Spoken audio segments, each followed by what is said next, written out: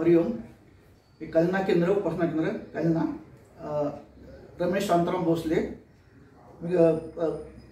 सप्तक आहे आता केंद्रामध्ये. माझा छोटासा बापूंचा एक अनुभव आहे. मी गेल्या मे महिन्यामध्ये गावाला गेलो होतो. आंब्याचा सीझन होता. आंबे काढण्यासाठी गेलो होतो गावी. मुलांचा जास्त घरी होता. बोला पप्पा आंबे आपल्या गावी आलेत, पण आंबे आपल्याला पाहिजेत, घेऊन या. म्हणून आंबे काढायला मी गेलो.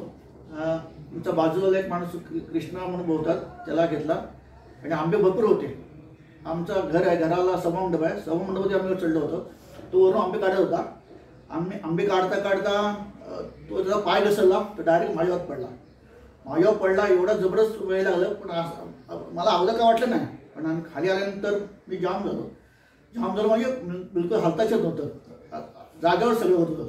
आणि मी एकटा होतो घरी गेलो त्याशी. आंबे काढतो आणि तो माणूस गेल्यानंतर मी अजिबात हलता येत होतो मला. नंतर त्या लोकांनी मला तिथून डॉक्टरकडे नेलं. अशा गाडीने ढकलत नेलं का डॉक्टरकडे. डॉक्टरने सांगितलं तुम्ही काही पण करा, डायरेक्ट खेळला जावा आणि पायाचं हे करा, चेक करा पाय, कारण पाय जाम झाला होता एक. तर हा बोललो मी, कारण मला दुसऱ्या दिवशी आम्हाला मुंबईला यायचं होतं. आणि मी झोपल्यानंतर असं काय हे झालं ना, झोप नाही, कानांचं तळमळ करतो. आणि नंतर मी असंच गेल्यानंतर गरम करायला पाणी ठेवलं. पाणी गरम करत होतं आणि बोला आता उचलून कसं उचलायचं आणि याच्यामध्ये ओतायचं बाल्टीमध्ये. म्हणून ओतायला गेलो, तोच पडलो. असा पडलो ना, काय विचार नका, जबरदस्त. आणि एवढा जोरात बापला ओरडलो, बापरे बापू हे काय केलं माझं हे. अरे बापरे, बोला आता काय करू बापू, मला सांग बरे. आणि असा बोललो एवढाच. आणि परत बघितलं, अरे लगेच उठलो. मी उठलो तो, अरे सगळं व्यवस्थित झालं. मी बोला परत गेलो. मग त्याच्यातून मी जाऊन आंघोळ करून बाहेर आलो आणि झाडू मारायला आलो.